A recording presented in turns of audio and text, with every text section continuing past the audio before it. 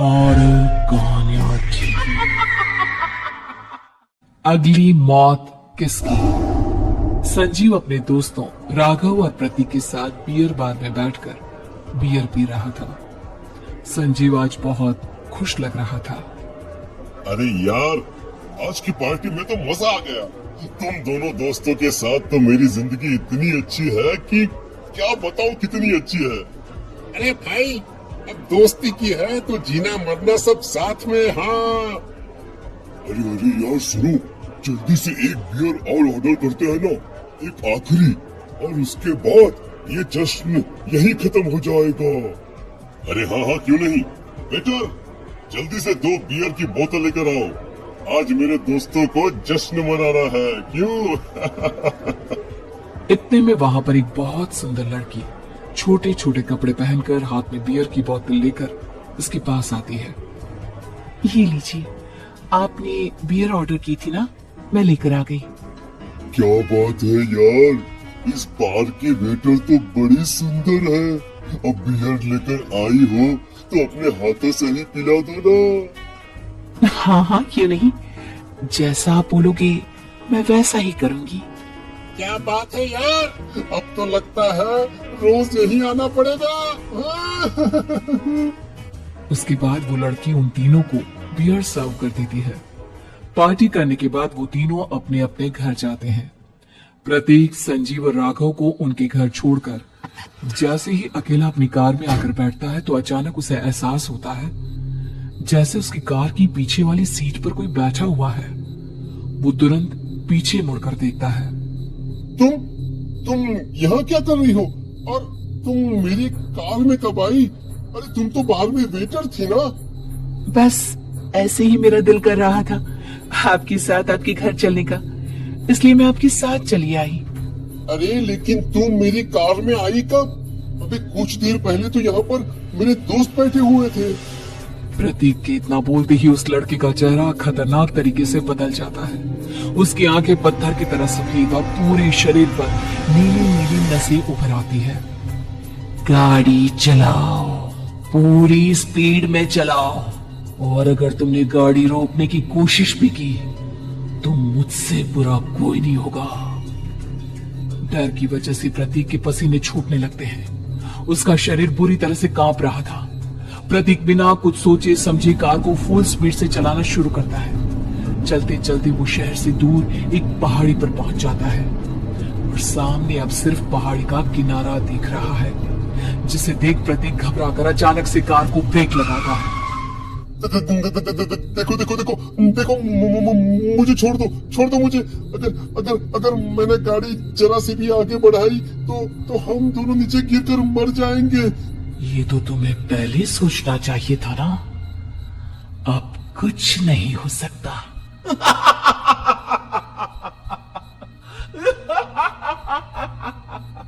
छोड़ दो मुझे। नहीं नहीं, प्लीज मुझे छोड़ दो। प्लीज प्लीज मुझे जाने दो, छोड़ दो मुझे। गाड़ी आगे बढ़ाओ। और तभी अचानक से बिना प्रतीक के स्टार्ट किए उनकी कार आगे बढ़ती है और गहरी खाई में गिर जाती है। उसकी चीखने की आवाज वो चारों तरफ सुनाई देती है।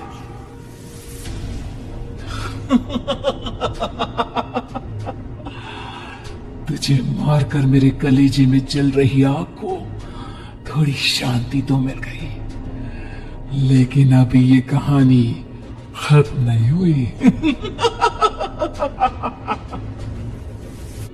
और फिर अगले दिन राघव और संजीव को पता चलता है कि प्रतीक की पहाड़ी से नीचे गिरकर मौत हो गई। अरे कल रात की तो बात है यार, हम सब बैठकर पार्टी कर रहे थे, लेकिन मेरी एक बात समझ में नहीं आ रही।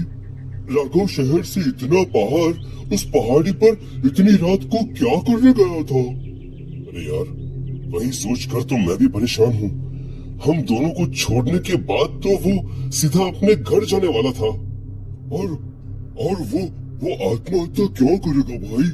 कल रात तक वो कितना खुश था, हमारे साथ सेलिब्रेट कर रहा था।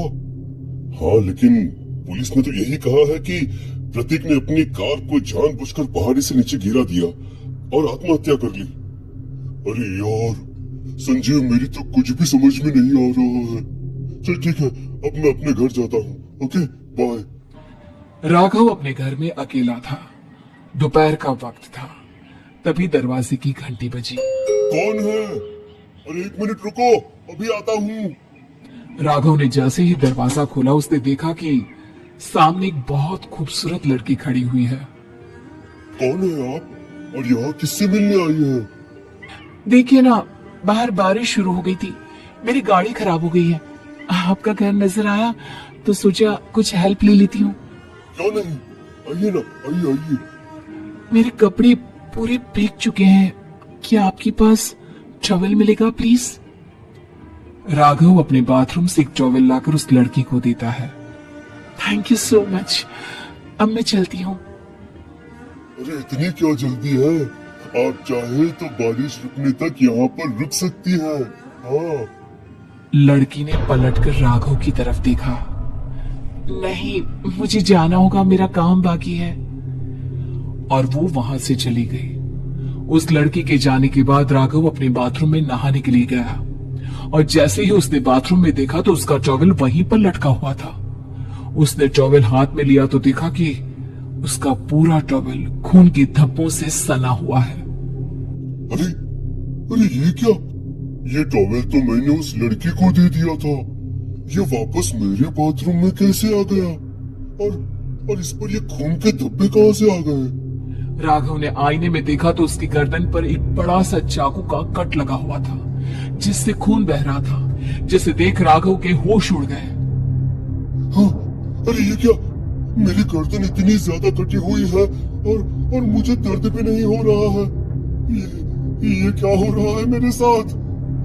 राघव घबराकर बाथरूम से बाहर आया और अपना मोबाइल उठाकर उसने संजीव को फोन लगाया। संजीव जल्दी से मेरे पास आ जाओ। मुझे लगता है कुछ बहुत बड़ी गड़बड़ है, जल्दी आ जाओ। उधर से आवाज आई, लेकिन वो आवाज संजीव की नहीं बल्कि एक लड़की की थी। कुछ अजीब नहीं हुआ है, बस तुम्हारी मौत तुमसे मिलने आई थी और तुम्हें मारकर चली गई। अब तुम इस दुनिया का हिस्सा नहीं हो राघव, इसलिए तुम्हें अपनी गर्दन के कटने का दर्द भी महसूस नहीं हो रहा। नहीं, ऐसा नहीं हो सकता, ऐसा नहीं हो सकता। कौन हो तुम? तुम्हारी मौत। अब संजीव के पास खबर पहुंचती है कि राघव ने अपने ही घर में चाकू से गर्दन काटकर आत्महत्या कर ली। ये सुनने के बाद संजीव के होश उड़ गए। वो पसीने से तरबतर हो गया और एक अनजाना डर अब उसके दिल को सताने लगा। संजीव के साथ ही उसका एक छोटा भाई राजीव भी रहा करता था। अपने भाई को इस तरह परेशान देखकर राजीव उसके पास आया। अरे भैया, क्या हुआ भैया? आप इतने घबराए हुए क्यों लग रहे हैं? प्रतीक और राघव की मौत, मेरा मतलब मेरी कुछ समझ में नहीं आ रहा भाई। अचानक से मेरे दोनों दोस्तों ने आत्महत्या क्यों कर ली? अरे वो तो मेरी भी समझ में नहीं आ रहा है भैया। हाँ, हो सकता है कि कोई परेशानी होगी और इसीलिए उन्होंने ऐसा किया होगा।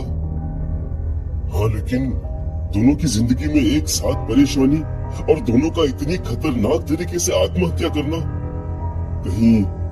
कहीं ऐसा तो नहीं मैं भी मर जाऊंगा? अरे आप ऐसी बातें क्यों कर रहे हैं भैया? वैसे ही मैं इतना परेशान हूँ। जब से अंजलि ने मेरा साथ छोड़ा है तब से सब कुछ बहुत अजीब सा हो गया है। रोज रात को डरावने सपने आते हैं। ऐसा लगता है जैसे अंजलि बार बार मेरे सपनों में आकर मुझे डराने की कोशिश करती है। अंजलि का नाम सुनते ही संजीव की आंखें फट गई और उसके गले में आवाज अटक गई। उसके चेहरे पर घबराहट साफ नजर आ रही थी। कौन थी वो लड़की जिसने प्रतीक और राघव को आत्महत्या की आड़ में मौत की घाट उतार दिया? और कौन थी अंजलि जो बार बार राजीव के सपनों में आकर उसे डरा रही थी?